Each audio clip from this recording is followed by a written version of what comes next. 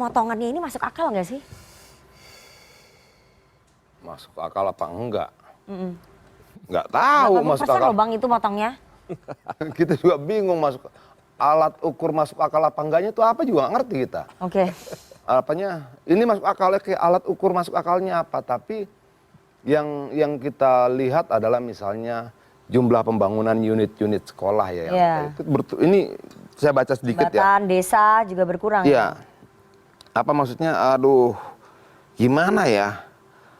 Ini tadinya target 9.300 unit pendidikan sekolah, sekarang jadi 0.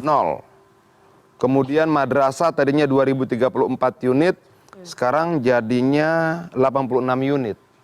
Banyak sekali. Kalau kita lihat pekerja konstruksi kita, itu ada sekitar 2 sampai 2,5 juta orang. Ya bakal Seluruh nganggur. Indonesia bakal Iya. nganggur ya. Bakal nganggur. Kemudian apa? Ya banyak lah. Kita harus membangun ketahanan pangan. Tapi pembangunan irigasi cuma 450 hektar karena dipotong anggarannya. Rehabilitasi saluran irigasi cuma 16.000 hektar. Sementara total sawah kita 7,3 juta hektar. Artinya akan ada 6 juta sekian yang irigasinya tidak tersentuh, tidak diperbaiki, tidak direnovasi, dan sebagainya. Itu akan berdampak nggak sama ketahanan pangan? Pasti berdampak. Oke. Lalu yang kita sebut dengan ketahanan pangan itu bagaimana? Kita belum berbicara tambahan lahan 2 juta ya. Itu baru yang ada sekarang, yang ada existing sekarang itu. Jadi ya bingung, ini masuk akal nggak? Nggak tahu. Itu karena alat ukur masuk akalnya itu gimana? Itu loh. Kalau kemudian kita bilang bahwa kemudian APBN itu memang untuk mendorong pertumbuhan ekonomi, untuk apa? Untuk mendorong apa? Infrastruktur, untuk membuka lapangan pekerjaan dan sebagainya. Pemotongan ini justru memangkas lapangan pekerjaan. Jadi kontradiktif ya Bang ya? Kita bisa lihat misalnya RRI Ya. katanya sudah apa? TVRI juga. TVRI karyawannya sudah mau dirumahkan dan itu banyak banget gitu loh. Lalu kita bicara lagi misalnya tentang pelayanan publik. 5 hari kerja aja rumitnya minta ampun. Apalagi cuma 3 hari gitu loh. Yang hari-hari kerja aja sulit ketemu, apalagi cuma 3 hari. Banyak sekali, dampaknya tuh luas banget. Makanya saya berharap dengan keluarnya surat dari pimpinan DPR untuk untuk tidak membahas anggaran dulu sampai dikonstruksikan kembali anggaran kita, saya harap membawa perubahan. Memang betul kalau ada orang bilang ini tanda krisis, betul juga ya. Kenapa? Karena defisit kita berapa? Kemarin 401 ya. 600. Kemarin 401, 616. sekarang potensial 600 triliun. Hutang luar negeri jatuh tempo 1.300 kalau tidak salah. Total ya. Ya. Jadi emang kagak ada duit tuh dah. Oke, tapi tugas pemerintah itu nyari duit. Tugas pemerintah itu nyari duit sebanyak-banyaknya, melihat peluang-peluang dapat uang dari mana, apa sumber daya alam, devisa dan sebagainya gitu. Nah, harusnya yang pertama kali dipertontonkan adalah peluang-peluang negara ini dapat uang. Tapi begitu dekat begini, kita jadi khawatir semua. Kalau kita lihat di grup-grup teman-teman di parlemen, semua pada nanya, ini sebenarnya sedang ada apa sih? Sedang ada apa sih? Gitu loh. Ini kok motong? Kok iya? Kita juga kaget gitu loh.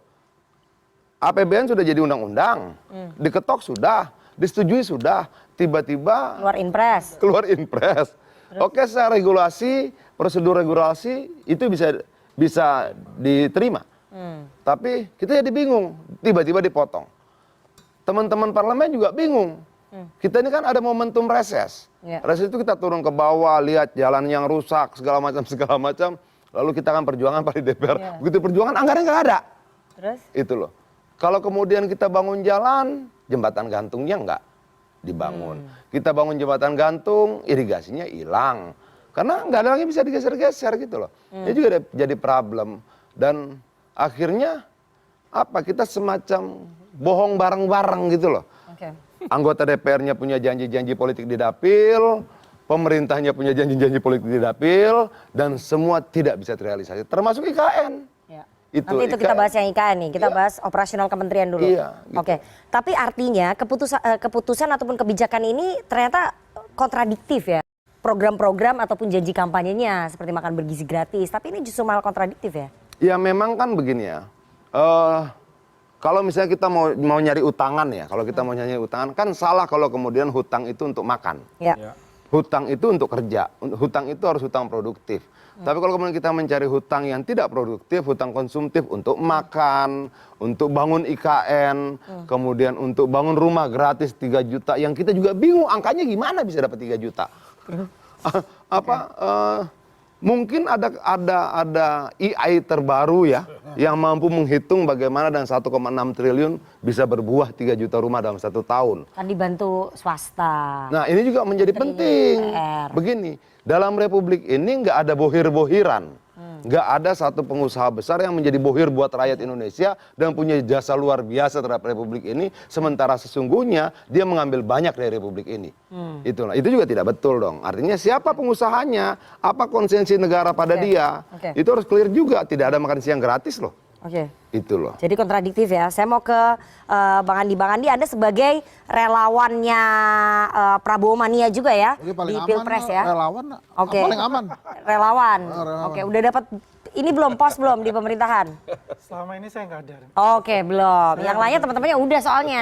Relawan. Ini emang ya. paling rela ini. Oke, yang paling Rela melawan. Oh, rela melawan. Ya, Bang Andi, jadi kebijakan yang tujuannya baik untuk membiayai program-program kampanyenya Pak Prabowo, tapi ini imbasnya justru lebih banyak mudaratnya, menciptakan banyak masalah.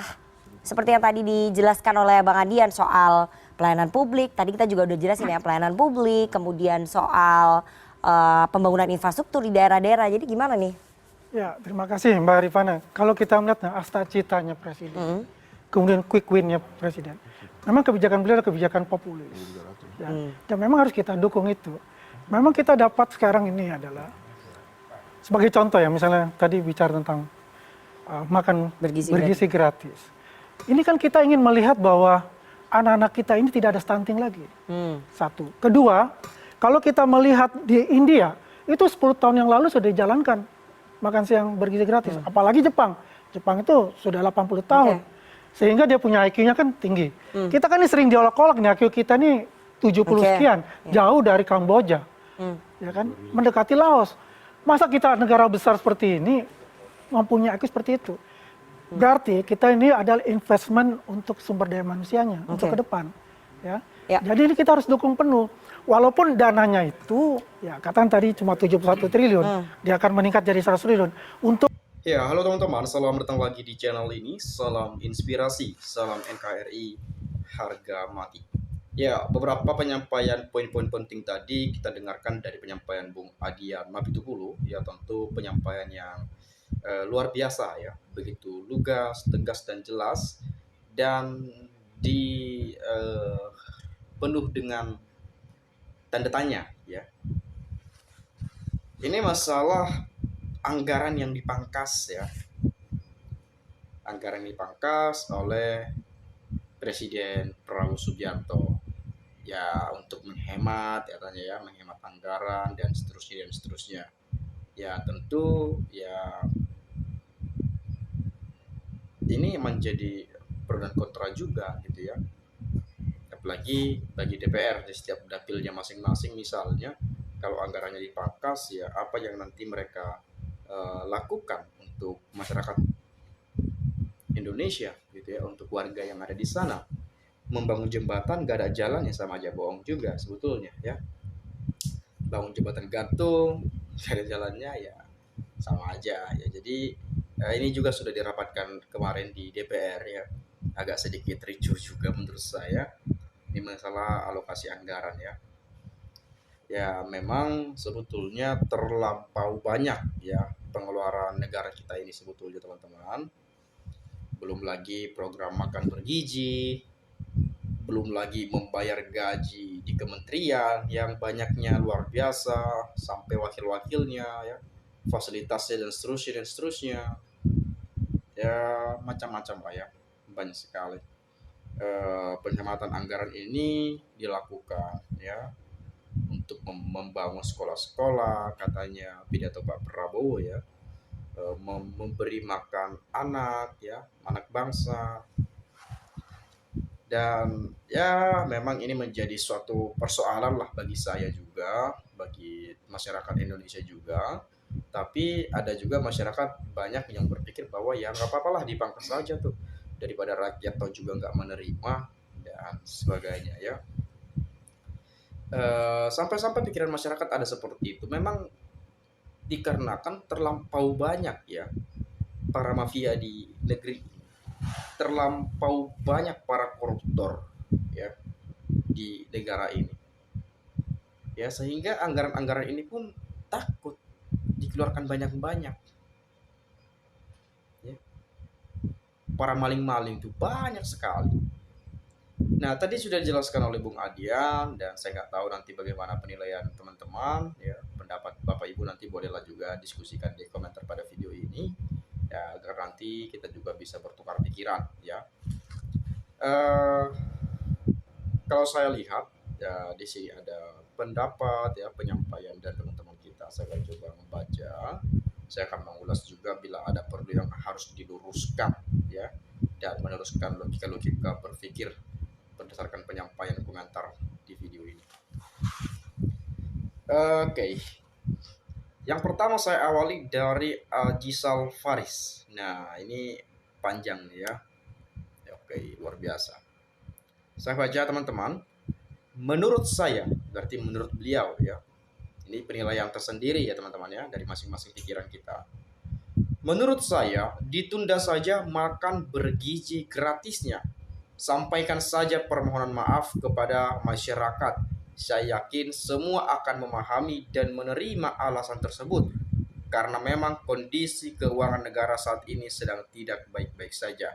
Lebih baik anggaran MBG atau makan bergizi gratis digunakan untuk memperbaiki sarana dan prasarana sekolah, beragam gratis, dan lain-lain, serta akses jalan menuju ke sekolah, karena masih banyak sekolah yang membutuhkan fasilitas. Paling penting, pastikan saja masyarakat tidak mampu mendapat bantuan sosial dari Kemensos, di Insos ya, sehingga bantuan tersebut bisa diperuntukkan untuk menopang kebutuhan makan bergizi di rumahnya, atau dengan opsi lain menaikkan jumlah nominal bantuan sosial dari yang biasa diterima oleh keluarga penerima manfaat setiap bulannya. Nah, ini memang keuangan kita sedang tidak baik-baik saja sebetulnya, ya, apalagi dengan hutang kita yang menumpuk dan berbagai hal yang harus dibenahi. Jadi ini bukan persoalan yang mudah untuk dipecahkan ya. Membuat kebijakan ini takutnya terkendala di sini, mau mengeluarkan kebijakan ini takutnya ada efek atau dampak negatif terhadap ini, itu, dan lain-lain. Jadi memang harus dipenuhi dengan pikiran-pikiran yang matang ya. Harus didiskusikan juga bersama rakyat sebetulnya ya, bagaimana ya pengakuan-pengakuan lah istilahnya ya, kalau memang keuangan kita nggak cukup untuk makan bergizi gratis misalnya, ya disampaikan ke publik atau mungkin diberikan opsi atau penawaran menarik. Karena menurut saya ini kan makan bergizi gratis ini kan kita tahu lah ya, sampai saat ini yang saya ketahui anak-anak SD, anak-anak sekolah ya, SMP saya nggak tahu dikasih apa enggak ya, atau SMA juga saya nggak tahu dikasih apa enggak tuh. Nah, pokoknya yang saya lihat di video banyak ya anak-anak SD gitu ya. Mungkin TK kali ya. TK PAUD ya, atau mungkin ya kurang lebih seperti itulah. Adik-adik kita lah lebih tepatnya gitu ya. Padahal banyak mungkin masyarakat Indonesia atau anak-anak bangsa yang belum sekolah gitu ya. Yang belum sekolah atau yang putus sekolah misalnya karena ekonomi orang tua nggak mampu untuk menyekolahkan anaknya gitu ya. Jadi ada misalkan semacam tawaran gimana untuk anggaran ke program makan bergizi gratis ini kita hemat gitu ya, atau dipotong, tapi kita perbaiki akses menuju sekolah, kita belikan fasilitas untuk pendidikan atau hal-hal yang lainnya, atau mungkin per satu orang anak ya, misalnya harusnya 50.000 gitu ya, misalnya 50.000 per satu orang anak. Nah, kalau ibu rumah tangga itu punya 2-3 anak, itu kan udah 150.000 gitu ya. Kasih aja uangnya ke bapaknya, ke ibunya, agar ibunya bisa membelikan sesuai selera anaknya. Dengan catatan kasih menunya, ini menunya ya, kasih daging, susu, makan ini, sayur, dan seterusnya, dan seterusnya. Misalnya, ya itu boleh juga tuh opsi yang bagus tuh. Jadi nggak perlu lagi misalkan ada biaya ini, biaya itu, dan lain-lain ya. Biaya bumbu, biaya ini itu, dan lain-lain. Jadi karena lagi gitu ya, nggak terlalu dipikirkan lagi. Atau ya nggak akan terlalu banyak lah misalkan menggaji para ya yang nanganin makan bergizi gratis ini ya, seperti itu ya. Oke, tapi itulah memang ke depan kita akan coba melihat ya, semoga ini baik-baik saja teman-teman ya, kita berharap semua baik-baik saja ya. Oke, kemudian mau efisiensi kek, mau apa kek, koruptor tetap punya cara, punya celah dan jalannya sendiri, kecuali hukuman mati diterapkan di negeri ini. Nah ini hukuman mati koruptor ini saya tunggu-tunggu sejak lama nih. Karena jijik banget ya lihat nama koruptor misalnya. Mendengar korupsi aja saya udah jengkel banget tuh. Ini kapan nih orang-orang ini musnah dari Indonesia biar aman makmur negara ini bisa maju pesat ke depan ya. Nah kemudian makan gratis, cuma berita ini di desaku sekolah rakyat yang kecil belum dapat apa-apa, cuman lihat anak-anak kota yang kaya-kaya yang dapat gratisan, yang miskin harus nunggu. Saya nggak tahu di desa saya udah dapat apa-apa enggak ya. Tapi kemarin saya pulang 2 bulan lalu belum ada kabar-kabar yang saya dengar dapat makan bergizi gratis ya di sana. Yang saya dengar ya, belum ada kabar-kabar. Biasanya kan kalau ada kabar-kabar seperti itu biasanya cepat naik tuh, cepat tersebar top lagi di desa gitu ya. Tapi saya belum dengar ya. Oke, menit 21.22, Pak Adian memiliki poin yang merit dan masuk akal untuk K atau L ya, yang tidak dikenai efisiensi. Pertanyaannya masih relevan. Kenapa 16 poin efisiensi tidak berlaku pada K atau L yang tidak dipotong sama sekali dengan asumsi ATK dan JALDIS berlebih dinilai tidak efektif? Kenapa di K atau L lain dipotong namun di KL tertentu tidak ya? Patut dipertanyakan ya. Kalau hanya IKN sih sebaiknya ditunda dulu, utamakan kepentingan rakyat yang paling utama. Yang harusnya dihilangkan dan dikurangi korupsi, anggaran IKN, anggaran makan atau uang pejabat dan keluarga, anggaran perjalanan dinas, anggaran rapat di hotel berbintang, anggaran BBM atau pejabat ya, anggaran alat tulis kantor, anggaran mobil atau kendaraan dinas. Nah itu sebetulnya ya, kita harus fair juga.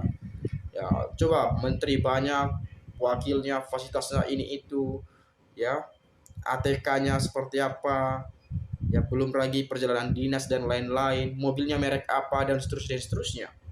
Itu harusnya yang perlu dipangkas tuh, ya, dipotong, dikurangi, ya. Kalau menurut Renaldi Nandika ya. Prabowo cuma omong-omong anggaran dipangkas tapi kabinetnya ditambah sementara kinerja kabinetnya nggak benar. Potong dan rampingkan kementerian jika jumlah staf khusus wamen ini boros anggaran dan tidak efektif. Ini akibat banyak janji. Makan gratis sebenarnya bagus, cuman tidak efisien. Lebih bagus SPP murah dan pendidikan gratis lebih diutamakan. Nah, harusnya ini ya. Oke, mungkin ada penawaran. Misalnya kita berhentikan program ini tapi kita gratiskan seluruh sekolah. Misalkan lebih setuju juga kayaknya orang tua gitu ya. Tapi harus ada pertimbangan juga sebetulnya ya. Oke. Kemudian pendapat Bung Adian sangat realistis. Anak-anak sekolah akan setengah kenyang karena MBG, tapi makannya di tempat sekolah yang akan rubuh karena sekolahnya tidak ada program perawatan. Bisa benar juga. Blunder Pak Prabowo saat kampanye adalah janji makan gratis, dan itu adalah program hanya untuk mendapat simpati dari masyarakat. Ditambah Pak Jokowi baksos 400 triliun atau bansos ya, 400 triliun hanya untuk pasangan tertentu. Akibatnya dampaknya luar biasa dan ini sangat membahayakan. Dear Pak Presiden Prabowo, sebaiknya program MBG ditangguhkan dulu dan program 3 juta rumah di ceng ya, jadi 3.000 ya. Apabila kondisi APBN kembali sehat, baru dianggarkan kembali ya. Baguslah pemangkasan yang nggak perlu manipulatif, tidak ada pertanggungjawaban. Bohongin rakyat, cuma kwitansinya ada nyata, hasil kerja nggak ada. Mending alokasikan ke kepentingan masyarakat yang membutuhkan pendidikan anak bangsa.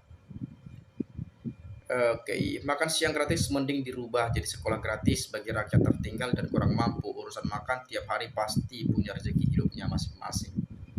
Makanya kalau mau efisiensi kabinetnya diramping dong. Kalau pemangkasan operasional dengan IKN saya setuju.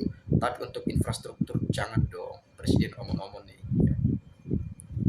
Penyakit itu ada di koruptor, tengkulak, dan sejenisnya Pak. Itu sangat berdampak bagi pembangunan bangsa dan negara jika pemerintah sadar dan mau berubah untuk menindak tegas mereka.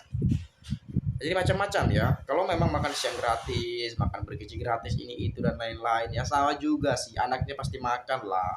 Orang tua pasti mengusahakan untuk anaknya makan sebetulnya. Tapi memang ya tergantung makan apa dulu nih yang dikasih. Ya pasti orang tua memberikan makanan yang sehat juga kepada anak-anaknya juga sebetulnya.